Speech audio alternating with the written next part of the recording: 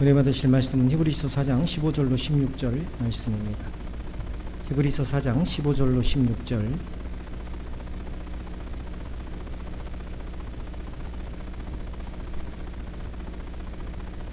신약성경 357면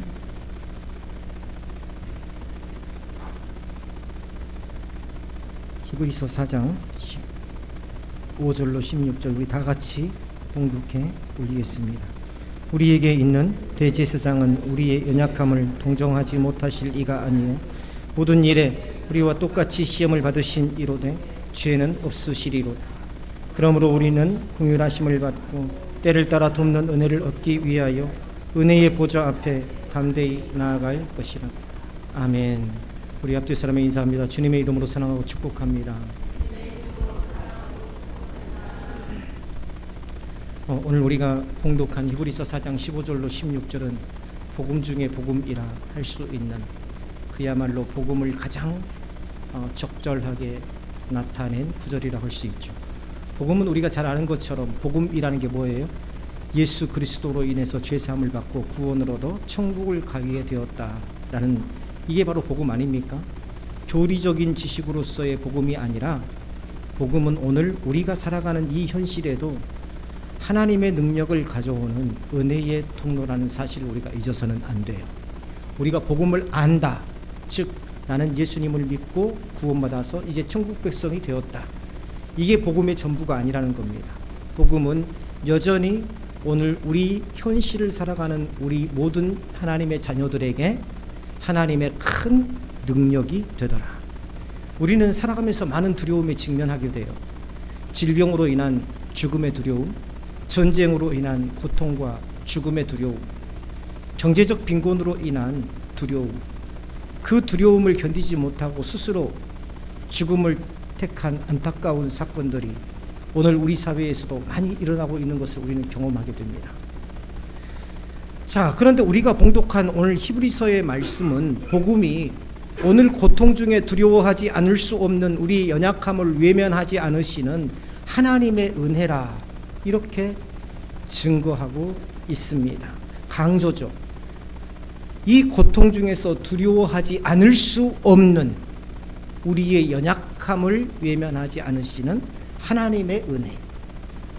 복음은 죄사함이라는 이 결과에 머무르지 않고 죄와 사망의 어둠 속에서 끊임없이 흔들리는 오늘 우리의 마음을 다시 하나님께로 돌이키게 하고 두려움과 염려로 움츠러든 그러한 현실 가운데에서도 은혜의 보좌 앞으로 나아가게 하는 능력이 되더라는 것입니다. 우리는 복음을 어떻게 이해하냐면 이미 완료된 능력으로 받아들입니다. 복음을 우리는 그렇게 받아들여요. 우리 마음속에서, 우리 머릿속에서 그렇게 받아들이더라는 겁니다. 이미 완료된 능력, 내가 복음을 믿고 구원받았고 그것으로 믿음의 결과를 이미 얻은 것이라, 그것으로 끝난 것이라고 생각합니다. 자, 저는요 종종 이런 생각을 합니다. 우리가 받은 구원을 내가 이미 부모님 살아계실 때 물려받은 유산처럼 여기지 않나. 우리에게는 그런 성향이 있어요. 그렇지 않습니까?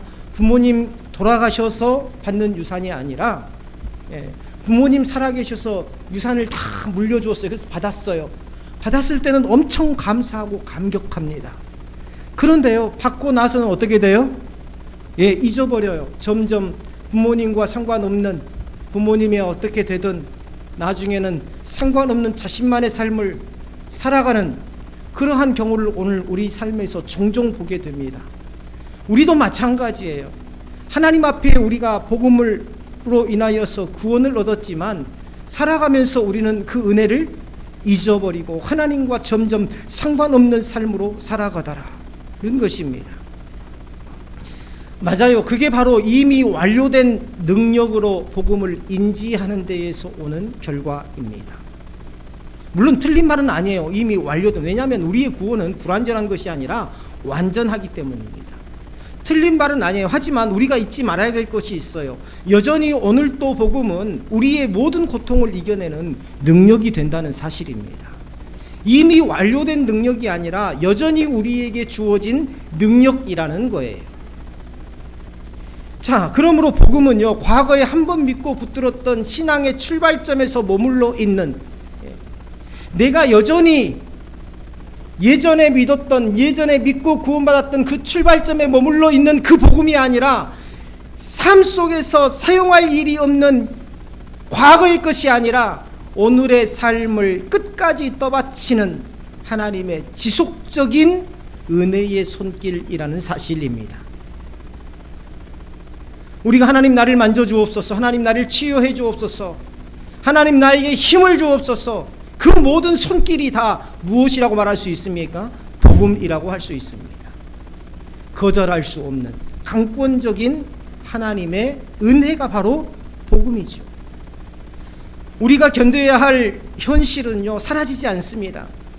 어떤 이는 여전히 경제적인 어려움 속에서, 어떤 이는 여전히 질병의 고통 속에서, 어떤 이는 여전히 가정과 진로의 어려움 속에 있습니다. 우리는요, 내게는 그러한 어려움이 없을 것이라고 생각하고, 또 내게 그러한 어려움이 오지 않기를 바라고, 아마도 내게는 오지 않을 것이다 라는 그러한 생각으로 오늘 하루를 안도하기도 합니다. 그러나 이 땅에서의 우리의 삶은 그 자체로 불안해요. 그 자체로 불안하다는 것은 언제 어느 때에 우리에게 큰 시련과 고난이 닥칠지를 아무도 알 수 없다는 것입니다. 어느 누구도 장담할 수 없다는 것입니다. 누구에게나 어느 삶이나 죽을 만큼 힘든 시기는 찾아오는 법이죠. 그럼에도 불구하고 복음은 그 현실 속에서 무너지지 않게 하고, 설명할 수 없는 두려움과 감당하기 어려운 고통 앞에서도 하나님께 등을 돌리지 않고 오히려 더 가까이 나아가게 만드는 힘이라는 것입니다. 내가 죽을 만큼 지금 힘든 상황 속에서도 하나님을 배반하지 않고 여전히 예배자로서 설 수 있고, 여전히 찬양하며 기도하며 이겨낼 수 있는 것, 그것은 내 힘이 아니라 복음이 나를 붙들고 있기 때문이더라는 것입니다. 왜 히브리서 기자가 그렇게 증거하고 있습니까? 히브리서 기자가 증거하는 주님은요, 지금도 은혜의 보좌 앞에서 우리의 연약함을 몸소 아시고 우리를 위하여 중보하고 계시는 분이시라는 것을 확실히 알라는 것입니다. 우리가 믿는 주님은 과거 2000년 전에 오셔서 십자가에 못 박히시고 죽으셔서 우리의 죄를 사해 주시고 부활하셔서 지금은 하늘나라에 가셔서 아무것도 안 하시고 계시고 주무시는 분이 아니라, 지금도 여전히 하나님의 은혜가 우리에게 부어지도록, 지금도 내가 말씀을 사모하도록, 지금도 내가 찬양을 하면 내 눈에서 눈물이 터지고 내 마음속에서 감격이 올라오도록 그렇게 도우시고 역사하시는 분이 바로 주님이시더라는 것입니다. 그 주님으로 인해서 우리는 여전히 하나님의 은혜 안에 있다는 것을 히브리서 기자가 지금 증거하고 있는 거예요. 우리는요, 이러한 사실을 알면서도 현실의 자리에서 쉽게 하나님의 은혜를 잊어버립니다. 우리의 마음은 항상 하나님께서 이미 주신 것보다 아직 주어지지 않는 것, 혹은 다른 사람에게 있는 것에 머물러 있어요. 누군가 사람들 앞에서 하나님의 은혜를 증거하는 거 많이 들으셨을 것입니다. 간증이라고 하죠. 누군가 하나님의 은혜로 치료받았어요. 누군가 하나님의 은혜로 가정의 위기가 회복되었어요. 누군가 하나님의 은혜로 내 자녀의 진로가 확정되었어요. 내 인생에 이렇게 복되면 하나님의 은혜입니다 라고 모든 사람들이 증거하죠. 그러나 그런 말을 들어도 그러한 하나님의 은혜 가운데 더 나아가려는 믿음의 결단보다는 그 사람이 가지고 있고 누리고 있는 것에 마음이 있을 뿐입니다. 그렇지 않나요? 그 사람이 그러한 축복을 받게 되기까지의 삶에 관심이 있기보다는, 그 사람이 하나님 앞에 그런 은혜를 누리기까지 어떤 삶을 살았느냐에 관심을 갖기보다는 다만 지금 그 사람이 누리고 있는 복과 평안에 관심이 있을 뿐이더라. 나도 저런 복을 받고 싶어. 그러나 그 사람이 그 복을 받기까지 그 사람이 삶이 어떠했는지에 대해서는 별로 관심을 갖지 않고 싶어요. 이게 바로 사람의 힘입니다. 나도 저렇게 되고 싶다. 생각이 온통 삶의 자리를 차지하고 있습니다. 그 생각이 하나님이 되고 그것이 신앙이 되어서 삶을 지배하고 있죠. 그래서 아무것도 들리지 않고 아무것도 보이지 않습니다. 오직 내가 듣고 싶은 것만 듣고 내가 보고 싶은 것만 보는 것입니다. 광야를 걷던 이스라엘 백성들이 그랬지 않습니까? 그들은 애굽의 종살이에서 건져주신 하나님의 능력, 홍해를 가르시고 만나와 메추라기로 먹으신 그 은혜를 날마다 경험하고도 눈앞에 없는 물 한 모금 당장 해결되지 않는 현실 하나 앞에서 원망과 불평으로 무너졌습니다. 저는 지금도 소천하신 우리 어머님의 그 모습이 떠오르고 그 모습을 그리워합니다. 가난하게 유형제를 키우면서 아버지가 때로는 술로 받은 한 달 월급을 다 갖다 주지 않고 빈 봉투만 갖다 주어도, 그래서 쌀 살 돈이 없어서 그 육형제가 남자애들이 먹는데 얼마나 많이 먹겠어요.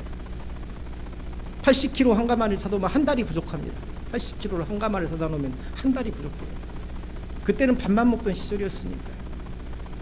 그런데도 그때는 전화도 없던 시절이라 어머니가 자기 1시간 반 되는 쌀가게에 가가지고 쌀집 아저씨한테 다음 달에 드릴게요 사정하면서, 그렇게 사정하면서 지난달에도 밀렸지 않습니까?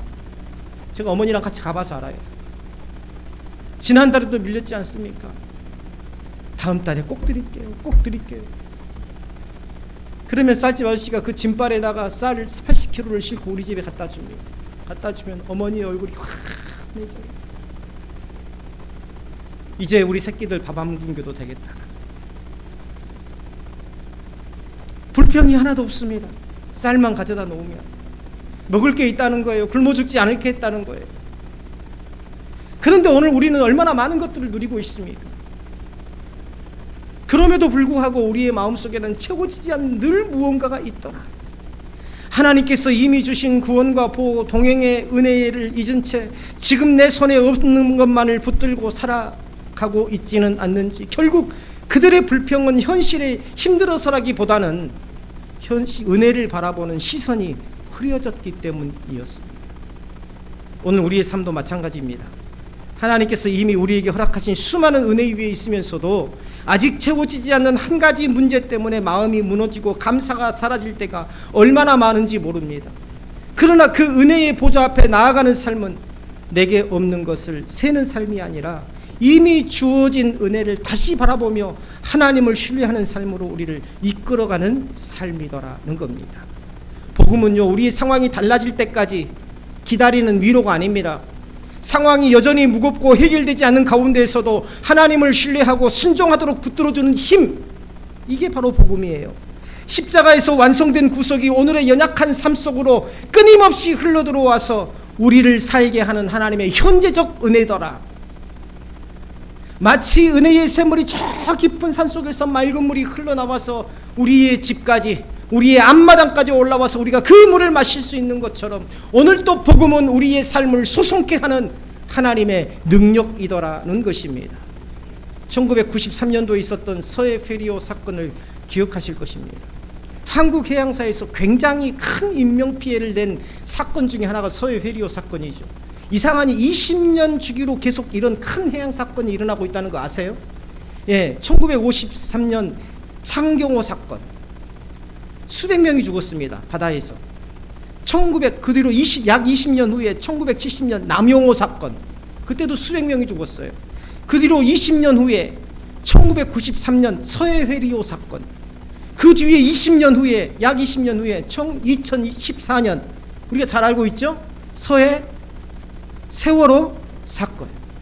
이처럼 20년 주기로 큰 인명피해를 낸 해양 사건이 계속 일어나고 있는데, 그 중에서도 서해회리호는요, 군산에서 부안군의 위도라는 섬으로 하루에 한 번 운항하는 배였습니다. 그때도요, 낚시꾼들이 낚시철이면 엄청나게 위도로 많이 몰려들었대요. 위도에서 고기가 잘 잡힌다고 해서 낚시꾼들이 어마어마하게 몰려들었대요. 그런데 그때 유도 주민들이 이러다가 배가 침몰합니다. 왜냐하면 정원을 넘어서 계속해서 오고 가는데 이러다가 큰일 납니다 하고 관련 군청에다가 통사정을 했답니다. 민원을 계속 넣었대요. 한 번만 더 운행을 더 해달라. 한 번 운행하는데 위도에서 군산에서 위도까지 한 번 운행하는데 기름값이 얼마 드는지 아세요? 그때 돈으로 38만 원 든답니다. 근데 군청에서 그걸 거절한 거예요. 그걸 거절한 겁니다. 예산이 없다고.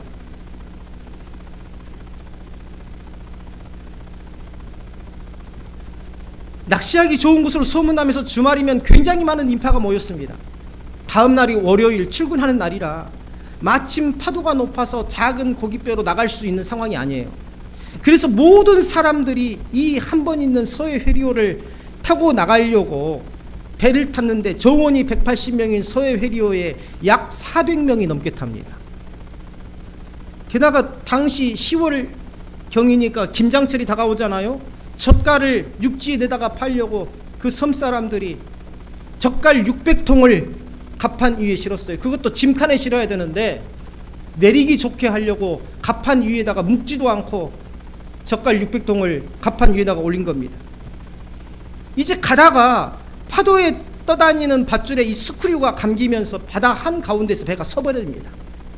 어마어마한 파도가 배를 덮치면서 순식간에 침몰하게 된 거죠. 박병길이라는 사람, 생존자인 박병길이라는 사람이 증언하는데요. 가라앉고 있는 배에서 가까스로 탈출해가지고 바다 위로 올라가 보니까 낚시꾼들이 들고 다녔던 아이스박스가 떠다니더랍니다. 그래서 그것을 붙잡고 있었답니다. 그런데 자신이 붙잡은 아이스박스가 곳곳에 떠다니고 있었다는 거예요. 왜냐하면 낚시꾼들이 워낙 많으니까. 사람들이 저마다 붙들고 있는데 자신이 붙잡은 아이스박스에도요, 자신을 포함해서 3명이 붙잡고 있었답니다. 그런데 문제는 그 망망한 바다에서 아이스박스 하나 붙잡고 있는데 살 희망이 보이지 않는 거예요. 보세요. 배도 이미 가라앉아 가지고 없지요. 사람들도 잘 보이지 않죠.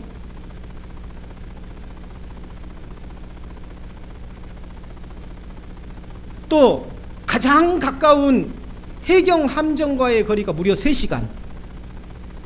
거기에다가 10월이어서 바닷물도 차갑죠. 붙잡고 있는 것도 한계가 있을 거 아닙니까? 10월이라 벌써 바다는 차갑고 체온은 내려가기 시작합니다. 그런데 이 박병길 씨가 자신하고 셋이서 아이스박스를 붙잡고 있었는데 갑자기 잡고 있던 두 사람이 선생님 헤엄 잘 치세요? 이렇게 묻더랍니다.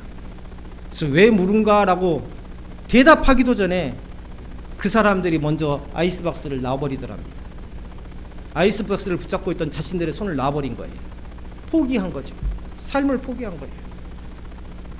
그리고 그 사람들이 바닷속으로 사라진 지 혼자 20분간 버텼는데 그 20분 만에 주변에 낚싯배들이 몰려와서 그 험한 파도에 낚싯배들이 몰려오기 시작해서 사람들을 구조하기 시작했어요. 20분 만에 그 사람은 구조된 거예요. 그렇게 구조한 사람들이 박병길 씨를 포함해서 70여 명, 300명이 넘는 사람들이 사망, 공식적으로는 292명이라고 하는데 300명이 넘는 사람들이 실종자는 뺐으니까요. 사망하고 70여 명이 그렇게 낚싯배에 의해서 해경들이 구조한 게 아닙니다. 낚싯배에서 구조된 거예요. 어선들이 달려와가지고 어선들이 막 그 위험을 무릅쓰고. 안타까운 것은 그 아이스박스를 붙잡고 있던 사람들이 스스로 포기하지 않고 박병길 씨처럼 조금만 더 버텼더라면 얼마나 좋았을까 하는 생각이 들었어요. 삶은 계산하는 게 아닙니다. 삶은 계산하는 게 아니에요. 우리의 미래를 계획대로 되지, 우리의 미래도 계획대로 되지 않습니다. 우리의 삶은요, 우리의 계산대로, 우리의 계획대로 되지 않아요. 이것은 오직 하나님만을 증거하라는, 하나님만 의지하라는 하나님의 섭리입니다. 우리는 그렇게 만들어진 존재예요. 하나님께 맡길 줄 아는 사람만이 진정한 삶의 평안을 얻을 수 있다. 그 사람들에게 망망대해에서 조그만 아이스박스를 붙잡고는 결코 버틸 수 없다고 생각했던 거예요. 스스로 놔버리는 사람들. 이 망망대해에서 이 조그만 아이스박스로 붙잡고 살 수 있다고? 난 힘 다 빠졌는데 나는 못해. 스스로 놔버린 겁니다. 그래서 포기한 거죠. 그 사람들이 스스로 손을 놔버리게 만든 것은 극한 두려움 뒤에 찾아드는 절망감, 극한 두려움 뒤에 찾아오는 절망감, 그게 손을 놔버리게 하는 거예요. 그런데 그런데 박병길 씨는요, 오히려 같이 아이스박스를 붙잡고 있는 사람들이 스스로 손을 놔버리는 그런 상황 속에서 마지막 자신에게 찾아오는 그 절망감과 마주하면서 끝까지 버텨냈던 거예요. 제가 한때 사업 실패로 힘들 때 우리 가정은요, 아내하고 저하고 참 상처를 많이 줬어요. 사람이 참 이상하죠. 정말 힘들 때 서로를 포용하고 서로를 사랑하고 서로를 배려하고 그래서 하나 되면 그 어려움을 이겨나갈 텐데 사람은 이상하더라고요. 힘들 때 더 상처를 많이 주더라고요. 근데 보면은요, 뭐냐면 내가 이렇게 밖에서 힘든데 당신은 내 마음을 이해 못해? 나에게 그런 마음이 있었어요. 아내는 이런 상황이 누구 때문인데? 그러면서 나에게 상처를 줍니다. 서로 핥혀요. 서로 핥히면서 서로 상처를 주고 서로 눈물 짓고. 그런데요, 지금 생각해 보면 그때에 좀 더 사랑해 줬으면, 그때 좀 더 배려해 줬으면, 그때 좀 더 손을 잡고 조금만 참자, 조금만 버티자, 그렇게 더 격려를 했으면. 그런데 또 감사하게 제 아내는 끝까지 잘 견뎌주었더라. 끝까지 잘 견뎌주었어요. 영광은 아무나 받지 않습니다. 영광은 아무나 받지 않아요. 시련의 과정을 잘 견디는 자에게 영광이 있다고 성경은 이야기하고 있지 않습니까? 때로는 우리가 붙잡은 구원이라는 것이 마치 세상이라는 이 망망대에서 붙잡은 조그마한 아이스박스와 같이 여겨질지 모르겠습니다. 내가 저걸로 살 수 있어? 내가 복음으로 살 수 있어? 이 현실적인 어려움을 내가 복음으로 극복할 수 있다고? 이 망망대에서 구조하러 오는 사람도 없는 상황에서 이 조그마한 아이스박스 가지고 언제 가라앉을지 모르는, 내 관점에서 볼 때는 언제 가라앉을지 모르는 이 아이스박스를 붙들고 있는다고 해서 내가 살 수 있겠어? 거대한 배가 가라앉는 죽음의 위기에서는 내 손에 붙잡힌 아이스박스가 그렇게 고맙고 감사한 것이었지만, 박병실 씨가 그랬대요. 갑자기 아내하고 둘이서 푹 배가 가라앉는데, 깊은 바닷속으로 가라앉는데 배 난간을 잡고 있더랍니다. 옆에 보니까 아내도 가라앉으면서 배 난간을 놓지 않고 있더래요. 사람의 심리라는 게 참 이상하더래요. 그냥 놓으면 되는데 그 배하고 같이 깊이 들어가더랍니다. 그래서 이대로 가면 내가 죽겠다 싶어서 손을 놓으라고 아내에게 신호를 보냈대요. 그래서 자신이 먼저 놓으니 아내도 놓더랍니다. 그리고 위에 올라와 보니 아내는 마침 6개, 구명정 중에서 6개가 있는데, 배에서 자동으로 올라오는 구명정 있잖아. 6개가 있는데 하나가, 다른 건 다 안 떠오르고 하나가 떠올라가지고 아내는 그 구명정 있는 대로 떠올라가지고 그 구명정 위로 올라타고, 자기는 아이스박스를, 주변에 아이스박스가 있어서 그것을 가가지고 아이스박스를 붙들었대요. 우리는요, 어쩌면 복음을 붙든다는 것은 바로 이런 심정일지 모릅니다. 내가 의지했던 거대한 배가 흔적없이 침몰하고 사람들이 하나씩 사라져 가면서 의심이 들기 시작해요. 내 삶에 병이 찾아오고, 내 삶에 경제적 위기가 찾아오고, 가정의 위기가 찾아오고, 자녀들에 대한 문제가 찾아오고, 내 진로의 문제가 찾아올 때에 처음에는 그것을 붙들고 감격하며 하나님 앞에 그 은혜의 기쁨을 누렸었는데, 점점 시련이 계속되자 어때요? 힘이 빠지면서 감사가 사라지고, 감격도 사라지고, 기쁨도 사라지고, 결국엔 어떻게 됩니까? 서로 싸우고 상처를 주고 의심이 들기 시작합니다. 우리가 이것을 극복할 수 있을까? 이것을 붙잡고 있는다고 내가 살 수 있을까? 그런데 끝내 견디며 그 절망감, 상실감과 끝까지 싸운 사람에게 생명의 구원이라는 은혜가 있었더라는 것입니다. 히브리서 기자가 말하고 있는 게 바로 그거예요. 복음은요, 그 격한 풍랑과 같이 어지러운 세상을 살아가는 우리에게 아이스박스와 같이 너무나도 작고 막연한 것처럼 보입니다. 아무도 아무것도 의지할 것이 없는 그 풍랑 속에서 내가 유일하게 붙잡을 수 있는 것, 사실은 저뿐만 아니라 저도 어렸을 때부터 신앙생활했지만요, 진정으로 복음을 붙잡은 때는 그때였습니다.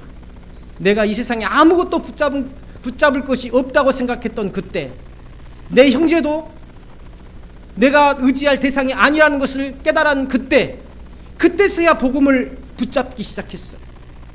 그 망망대해에서. 아마 여기에서 복음을 붙잡은 대부분의 사람들이 다 그럴 겁니다. 아마 우리 대부분의 동역자들이 그럴 거예요. 그냥 평안할 때 어쩌다가 누구의 인도 받아서 교회에 온 게 아니라 믿게 된 게 아니라 그 말할 수 없는 고통의 시련 속에서 아무것도 붙잡을 게 없을 때에 오직 내가 붙잡았던 그 아이스박스처럼 붙잡았던 그것, 그래서 복음을 우리가 영접하고 예수를 믿게 되었지 않습니까? 구원을 얻지 않습니까? 그렇죠?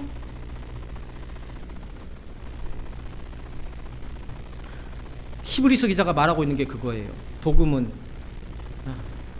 이처럼 작고 연약해 보일지라도 아무것도 의지할 것 없는 그 풍랑 속에서 내가 유일하게 붙잡을 수 있었던 것. 아니 어쩌면 그것은 수많은 사람들이 물속으로 빨려 들어가 사라져버린 상황, 몇 개의 아이스박스가 왜 그때 마침 내 근처에 있었을까? 우리는 알 수 없습니다. 그렇잖아요? 박병기 씨 아내가 떠올랐을 때 왜 그때 마침 유일하게 하나 떠올랐던 구명정이 옆에 있었을까? 왜 박병기 씨가 떠올랐을 때 그 옆에 아이스박스가 떠 있었을까? 그것을 어떻게 이해하겠어요? 어떻게 설명하겠어요? 오직 하나님만이 아실 겁니다. 왜 수많은 사람들 중에 나를 택하시고 구원하게 하셨고 이 작은 낚싯배와 같은 이 교회 공동체로 나를 건져 올리셨을까? 그 이유를 아시는 분 있습니까? 없습니다. 저도 모르겠어요. 왜 하나님께서 이 교회로 나를 보내셨는지 저도 모르겠습니다. 하나님은 아신다는 거죠. 다만 하나님을 신뢰하고 그 하나님을 붙잡고 있을 뿐입니다. 우리가 읽은 4장 14절 바로 앞에 보면 하나님의 말씀에 대해서 자세히 기록하고 있어요. 12절 13절 우리 다 같이 한번 읽어볼까요? 12절 13절 시작.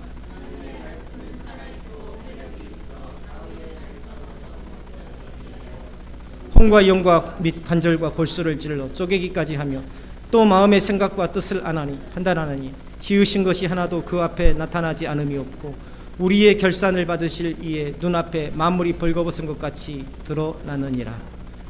히브리서 기자가 이 말씀에서 하고 싶은 말이 뭘까요? 그냥 하나님의 말씀은 진리니 그냥 믿어야 해, 이렇게 하면 될 텐데 굳이 뼈와 관절과 골수 이야기를 하고 영혼과 혼 이야기를 하고 날선검이나 마음이나 생각이나 뜻 등을 언급하는 이유가 뭘까요? 결국은 뭡니까? 하나님의 말씀은 진리라는 겁니다. 근데 이렇게 장황하게 어떤 목사님이 설교하면서 그렇게 이야기하더군요. 야, 얼마나 잔인합니까? 뼈와 관절과 골수를 쪼갠다니. 뼈를 놓고 도끼로 이렇게 찍어서, 검으로 찍어서 그 안에 있는 골수를 쪼갠다는 것 아닙니까? 왜 이런 표현을 썼을까요? 히브리서 기자는 너무도 간절한 겁니다. 히브리서 기자의 마음으로 읽어보세요. 이 히브리서 기자는 너무나도 간절한 거예요. 마치 아이스박스를 붙잡고 있다가 스스로 손을 놔버린 사람들처럼 내 인생에 이 복음을 붙잡고 하나님의 말씀을 붙잡는 것이 무슨 힘이 될 것인가 라고 생각하는 사람들에게 하나님의 말씀은 막연한 것이 아니라 오늘 이 적나라한 현실을 살아가는 힘과 능력이 되는 것이 바로 하나님의 말씀 복음이라는 것을 히브리서 기자는 간절하게 증거하고 있는 것입니다. 지으신 것이 하나도 그 앞에 나타나지 않음이 없고 하나님의 인생의 생사화복을 주권하고 계신다는 것을 말하고 있는 것 아닙니까? 하나님의 말씀을 붙잡으라는 것입니다. 허우적거리지 말고 이것저것 혹 이것이 나를 살려줄까, 혹 저것이 나를 살려줄까, 허우적거리다가 힘 빠지면 가라앉는 것밖에 없어요. 내 앞에 가져다 놓은 그것을 붙잡으라는 겁니다. 그게 뭐예요? 복음 아닙니까? 15절에 우리의 연약함을 동정하지 못하실 리가 아니에요. 여기에서 그냥 하나님께서 아이고 안 됐네 이런 동정을 말하는 게 아닙니다. 여기서 동정이라는 것은요, 헬라어로는 슈파테사이라는 헬라어입니다. 이 무슨 의미냐면요, 같은 무게를 짊어지고 함께 고통을 겪는다라는 말이에요. 우리의 연약함을 동정하지 못하실 리가 아니오라는 것은 주님께서 그냥 제3자처럼 서서 아이고 우리 아무개가 힘들겠네, 아이고 안 됐네, 어쩔까, 이게 아니라는 거예요. 같은 무게를 짊어지고 함께 고통을 겪고 계신다는 겁니다. 누가요? 주님께서 말이죠. 멀찍이 떨어져서 우리를 내려다보면서 힘들겠구나 말씀하시는 분이 아니라 인간의 몸을 입고 동일한 시험과 유혹, 두려움과 고통을 겪으셨던 것처럼 지금도 나와 함께 하시며 동일한 짐을 지고 함께 하고 계신다는 것입니다. 박병기 씨가 가라앉은 배에 객실 안에서 갇혀 있다가 깨진 창문으로 올라왔을 때 마침 있었던 그 아이스박스가 우연이고 또 우연이었을까요? 어쩌다 보니 창문이 깨졌고, 어쩌다 보니 아이스박스가 있었고, 어쩌다 보니 그것이 자신 앞에 떡 하고 있었던 것일까요? 어쩌다 보니 내가 하나님을 믿었고, 어쩌다 보니 내가 강진에 왔고, 어쩌다 보니 내가 강남교회에 왔고, 어쩌다 보니 내가 집사가 되었고, 어쩌다 보니 내가 권사가 되었을까요? 우리가 받은 구원은 우연이 아닙니다. 우리가 오늘 또 삶의 풍랑 속에서 좌초되지 않고 버티고 있는 것은 우연이 아니라 하나님의 은혜가 우리를 붙잡고 있기 때문입니다. 그 하나님의 은혜가 나를 붙잡고 있다는 사실을 우리가 믿고 확실히 붙잡아야 합니다. 우리가 강해서 버티고 있는 게 아니에요. 우리가 강해서 버티고 있는 게 아닙니다. 우리의 믿음이 단단해서 잘 견디고 있는 것이 아니라 삶의 문제를 어느 정도 해소하고 이제 삶 안에서 견뎌내고 있는 것이 아니라 주님께서 우리의 연약함을 아시고 우리를 은혜의 보좌 앞으로 인도하셨기 때문입니다. 그래서 히브리서 기자는 오늘 16절에서 뭐라고 합니까? 다 같이 한번 읽어봅니다. 16절 시작.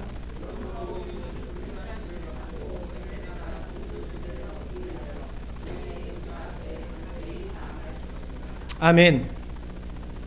때를 따라 돕는 은혜라는 표현이 매우 현실적입니다. 하나님께서 모든 문제를 제거해 주시기보다 반드시 필요한 바로 그 순간에 은혜를 주십니다.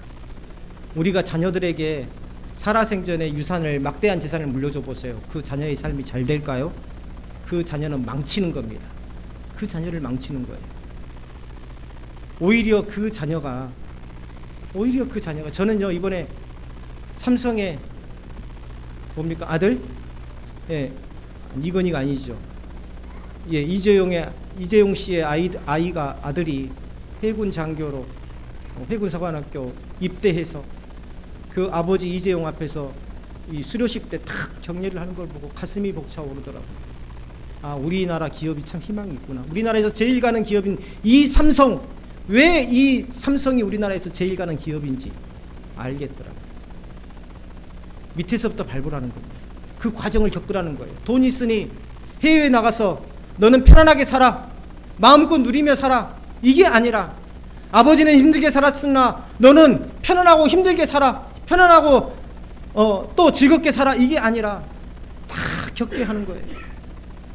그 아들의 정신,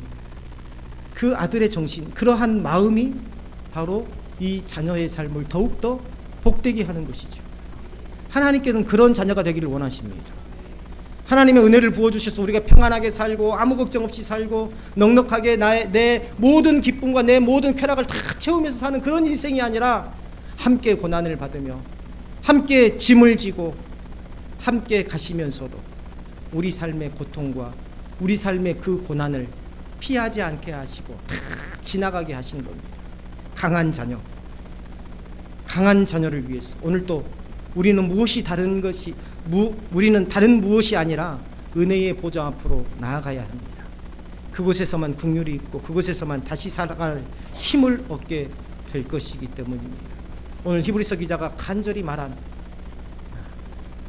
이것을 기억하시기를 바랍니다. 복음을 붙들어야 산다.